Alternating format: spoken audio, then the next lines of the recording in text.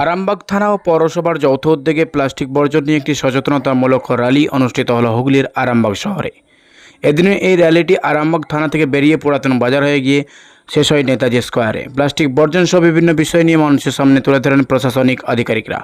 এদিনে এই র্যালিতে উপস্থিত ছিলেন আরামবাগ পৌরসভার চেয়ারম্যান সমীর ভান্ডারী, আরামবাগ এসডিপিও সুপ্রভাত চক্রবর্তী, আরামবাগ থানার আইসি রাকেশ সিং, ভাইস চেয়ারম্যান মমতা মুখার্জি, প্রাক্তন চেয়ারম্যান তথা কাউন্সিলর স্বপন নন্দী, কাউন্সিলর সোমা পণ্ডিত, রামপ্রসাদ দোলই সহ একাধিক বিশিষ্টজনেরা। এই র্যালি থেকে সাধারণ মানুষের উদ্দেশ্যে বলতে দেখা যায় 120 মাইক্রনের নিচে প্লাস্টিক ব্যবহার বন্ধ করতে হবে। প্লাস্টিক ব্যবহারে প্রত্যেককে সচেতন এবং অন্যকে সচেতন করা, প্লাস্টিকের পরিবর্তে পরিবেশ বান্ধব দ্রব্য ব্যবহার করার কথা বলেন। দেখুন বিস্তারিত কি বলছেন।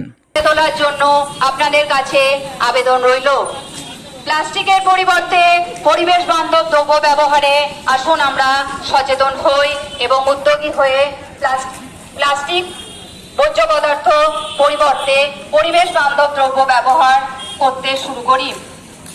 বিশ্ব উষ্ণায়ন রোধে আপনারা প্লাস্টিক ব্যবহার করবেন না, 120 মাইক্রনের নিচে প্লাস্টিক ব্যবহার করবেন না। এটা আমাদের আমরা তো সবাই সমাজবদ্ধ জীব, আমাদের খেয়াল রাখতে হবে যাতে আমাদের সবার প্রিয় শহর আরামবাগ যাতে একদম কোনো রকম জমা জল না থাকে, প্লাস্টিকের জন্য কোনো ড্রেন আটকে না থাকে।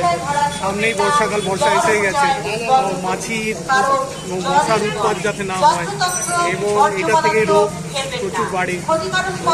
এই বাজার এরিয়াটা হচ্ছে মূলত আরামবাগ শহরের প্রাণকেন্দ্র। এখানটাতে আমরা সেখানে ফোকাস করছি, অ্যাওয়ারনেসটা বেশি করছি যাতে মানুষের সমাগম এখানে বেশি হয়। এর আগেও পৌরসভা বিভিন্নভাবে মানুষকে সচেতন করেছে, তা সত্ত্বেও এখনো মানুষ প্লাস্টিক ব্যবহার করে যাচ্ছে, কি বলবেন? ওই সবার চৈতন্য ভবিষ্যতের প্রজন্মের কথা আমরা সচেতন করছি, কারণ মানুষকে কিন্তু আমাদের পৌরসভা তাই তাদেরকে বারে বারে সচেতন করতে হবে। এবার নিশ্চয়ই তারা মাননীয় মুখ্যমন্ত্রী যে নির্দেশ দিয়েছে সেই নির্দেশকে মান্যতা দেবে। প্লাস্টিক যাতে বর্জন, এটা যে বিশ্বায়নের এতে আপনারা জানেন যে প্রকৃতির ওপর আমরা কিভাবে অত্যাচার করছি। প্লাস্টিকটা যেমন এ করতে হবে, অন্যরকম দূষণগুলোকে আমরা বর্জন করার জন্য আমরা আরামবাগ পৌরসভা সবসময় মানুষের সাথে আছে, মানুষের পাশে। পৌরসভার পক্ষ থেকে ব্যবস্থা গ্রহণ এমন সাধারণ মানুষ বলছে যে গাছ কাটা চলছে, এই ব্যাপারে পৌরসভা কি সচেতন? না, একটি গাছ একটি প্রাণ, তার জন্য আমরা সবসময় মানুষের কাছে বলি যে গাছ বাঁচান, দেশ বাঁচান, মানুষ বাঁচান। তাই আজকে প্রশাসনের পক্ষ থেকে দেখছেন আমাদের এসডিপিও সাহেব আছেন, আইসি সাহেব আছেন, পৌরসভার চেয়ারম্যান থেকে কাউন্সিলর থেকে আরম্ভ করে আমাদের আরামবাগবাসী সকলে মিলে আমরা পরিবেশটাকে বাঁচানোর জন্য আমরা আজ পথে নেমেছি।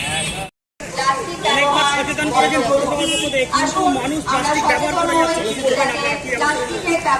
দেখুন, আমরা সচেতন করেছি, মানুষ নেননি, এটা আলটিমেটলি ক্ষতি করছে মানুষের।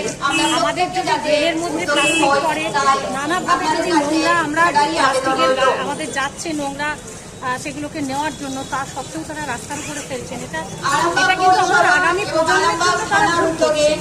আমরা একটা সুস্থ সমাজ চাই, একটা সুন্দর শহর চাই।